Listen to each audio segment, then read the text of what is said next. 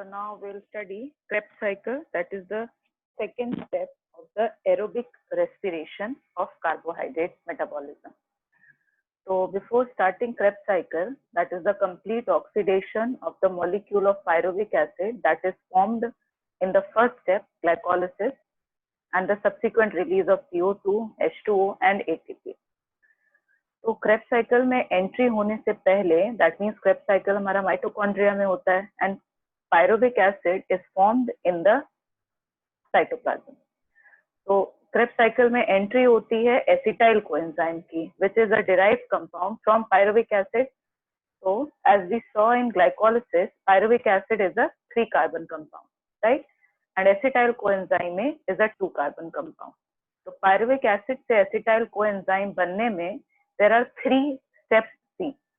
तो सबसे पहला step होता है, that is we call it a decarboxylation step. I'm writing it here as CO2.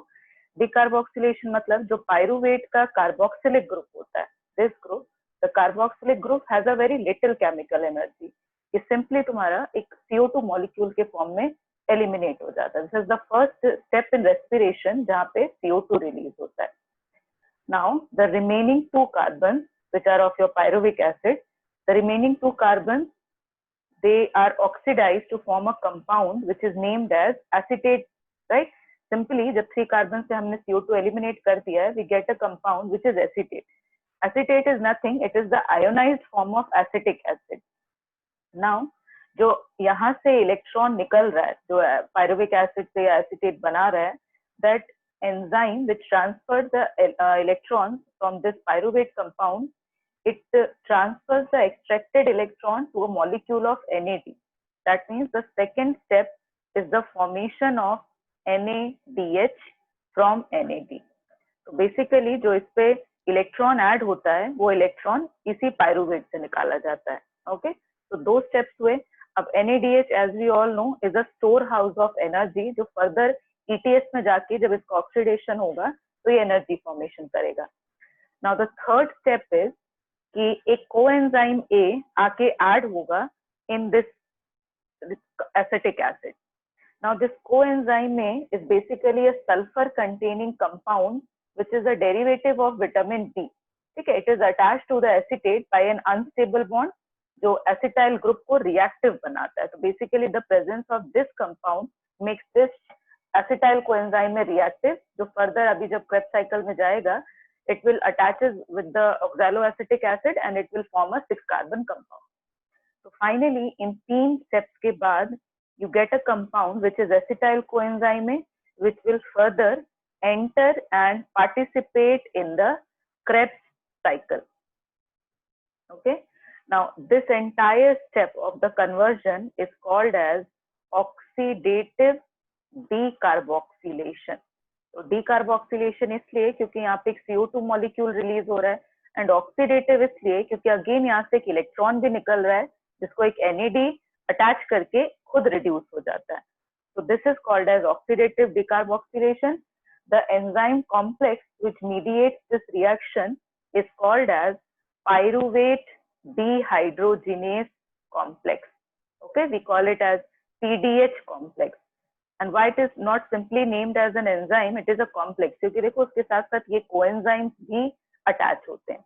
So it is called as PDH enzyme complex.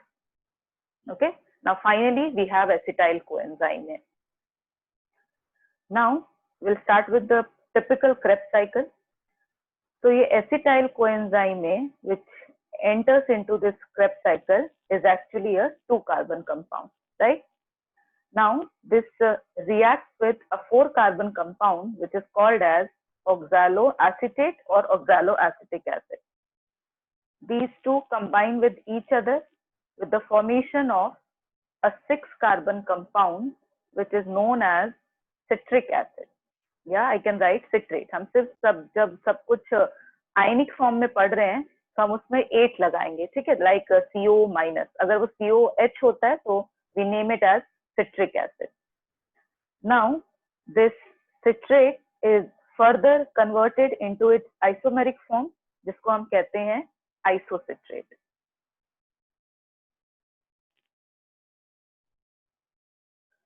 Okay, citrate to isocitrate is formation is basically by the removal of one water molecule. Okay, this is the second step. Now coming to the third step, अब isocitrate वाले step पे क्या होगा? Again the removal of one CO2. Always remember एक CO2 जो मैंने कहा था पहला removal of carbon dioxide जब acetyl coenzyme में बन रहा था तभी हो गया. Second CO2 is removed at this step. You will notice one thing, जब जब decarboxylation होता है तब तब NADH का भी formation होता है. And most of the times you will see कि जो एंजाइम यहाँ पे इन्वॉल्व होते हैं वो एंजाइम डिहाइड्रोजिनेसिस होते हैं, क्योंकि वो एंजाइम कॉम्प्लेक्स हैं जिनका कोफैक्टर NAD होता है. Okay, now isocitrate loses a CO2 molecule and now it was again a 6 carbon compound, उसका आइसोमर था.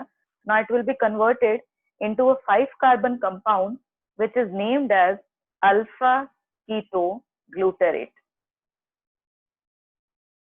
So this is basically a 5 carbon compound.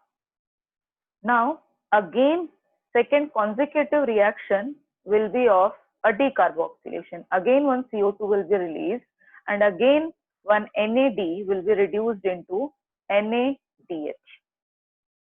Okay.